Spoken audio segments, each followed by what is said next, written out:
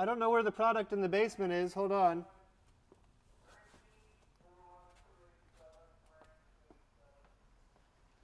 Oh, I didn't see anything down there.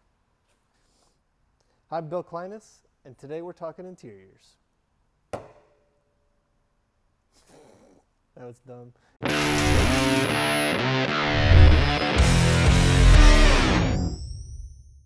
All right, so we're going to start off here with the vacuum. We're going to try and just lift up everything that's loose in there, because if you wet anything that's loose, a lot of times it ends up actually just making more of a mess when you're trying to clean it up with like the extractor, or when you're blotting with a towel. So let's get all the loose stuff up and out. We're going to start with that, then we'll move on to our pet rock, because especially with the vehicle we're going to work on today, there's a lot of dog fur inside it, and it's kind of like that wiry dog fur, and the pet rock does a really good job at actually grabbing and removing that.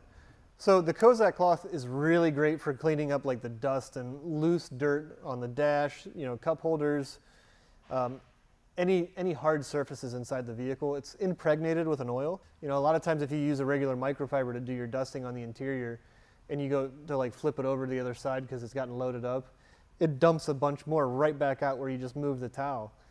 This won't do this, it'll actually hold it. So until you get up and out of the vehicle and shake it out is the only time you're going to have any of that dust flying anywhere. So once we get all the loose contamination up and out, we're going to start with our pre-spotting. So we've got two different products up here for pre-spotting. We've got our Oxy and we've got our Instant Out.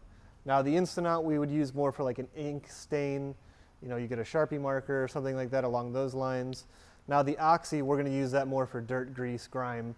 And we're actually going to use the Oxy in the Tornador.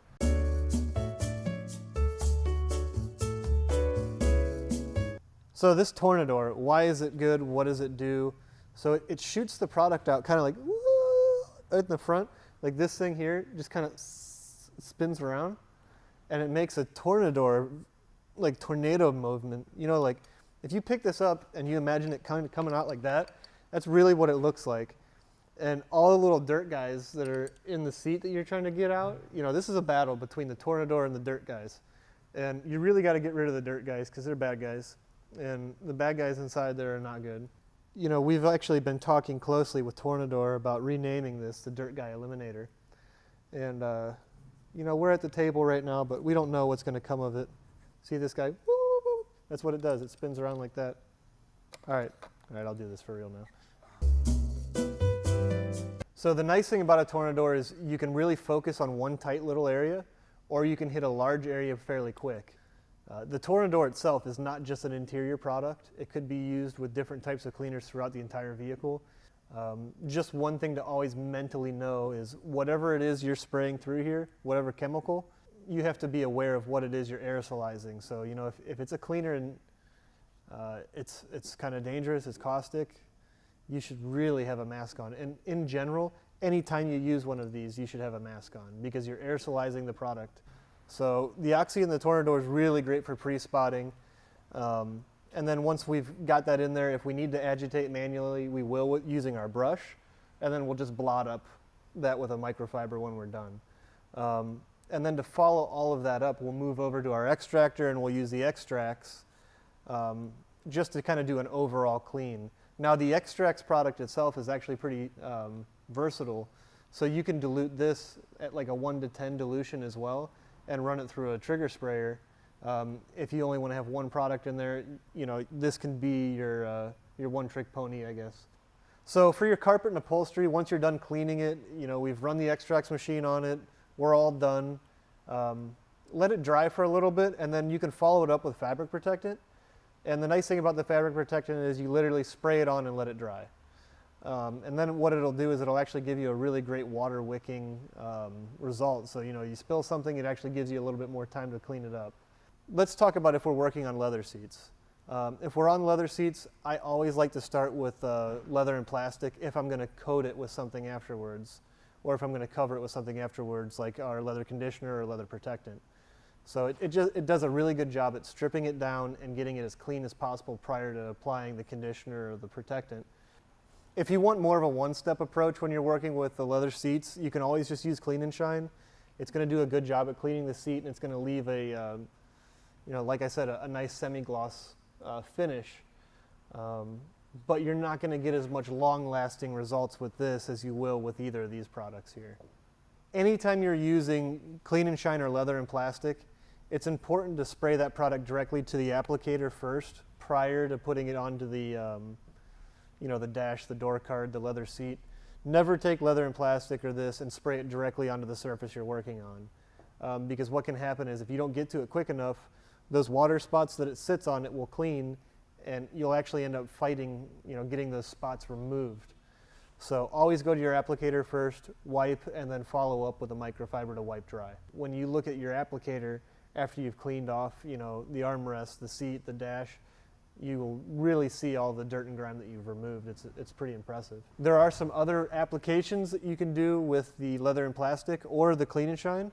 So you can actually spray it into the face of the brush. Then I'll take my brush and work it into the seat or whatever surface it is that I'm working on, and it actually makes a thick foamy lather. So it does a good job at kind of deep cleaning and getting inside all the different textures and everything like that. So why leather protectant or leather conditioner? What's the difference?